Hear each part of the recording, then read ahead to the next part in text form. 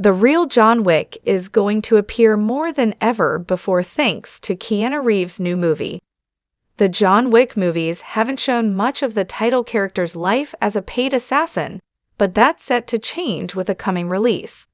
Keanu Reeves officially has 2 new John Wick movies on the way, and that's not even including the soon-to-come Ballerina Spin-off. Naturally, we can expect at least more of the high-octane and outlandishly inventive action that's been responsible for some of John Wick's best stunts.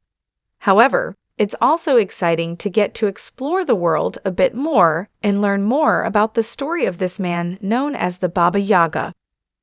Not all movies in the franchise have done this equally well. It's fairly intuitive what John Wick's high table is meant to be, and one assumes that at least the characters know how many of those assassin coins translate into a $14 million bounty. But every single movie has introduced new aspects of John's world that could merit more exploration, and the continuation of the franchise promises to finally deliver on that. Before we get there, however, we have to dive into one aspect of the films that curiously hasn't been shown more often. As fun as it might be to watch John run around people with pencils and horse legs, we've never really seen the Boogeyman of legend. In most movies, John Wick only fights for either survival or revenge. His life as a paid assassin remains largely unseen. He's forced to take a hit in John Wick, Chapter 2, but he infiltrates Jana's compound without resistance and more or less just watches her die before putting in the final bullet.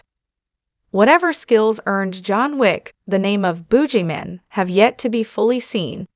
Thanks to details on the upcoming animated John Wick prequel, we know the story will take place long before John Wick's dog died, and instead focus on the impossible task that gave him the freedom to leave his old life behind and start anew with Helen. This means that the prequel will show John Wick at the height of his assassin career, when he was capable of doing things no other person could. And because animation lacks the limitations of live-action film, the prequel can show this side to its fullest. The only reason John held to Santino's marker in John Wick, Chapter 2 is because Santino helped John complete the impossible task that bought his freedom. Since the John Wick animated prequel focuses on this specific job, there's basically no way the prequel can tell John's story without explaining Santino's role in it. The first sequel never really made it clear how Santino helped John, but the sheer amount of help he relies on in each movie suggests that Santino's role was likely vital to John's success. John Wick franchise director Chad Stahelski has said before that they wanted to build out an entire fantasy world once they started really acknowledging their full franchise potential, and elaborating on Santino's role in John's impossible task could actually lead to further world building.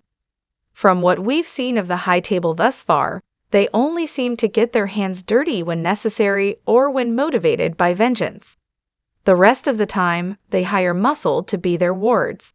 If Santino helped John by calling on outside help, that could introduce a new hiring agency to John's world. Outside of the animated prequel, the next exciting chance to see the legendary Boogeyman in action will be the upcoming spin-off from the world of John Wick, Ballerina. Set between Parabellum and John Wick, Chapter 4, the film will include a sequence in which John Wick is apparently sent to exterminate the titular character, Eve. Granted, since Keanu's character is ultimately the primary selling point of the franchise, it seems likely that he'll abandon his assignment at some point and wind up briefly joining forces with her. However, there's another interesting way for Ballerina to explore the nature of John Wick's Baba Yaga persona. In the second film, he's twice established as having stabbed his prey in vital body parts, but giving them the chance to live if they didn't pull out the blade prematurely. Watching that play out more fully on screen in the new John Wick spin-off, and seeing how Eve survives afterward, could lead to an interesting development for both characters.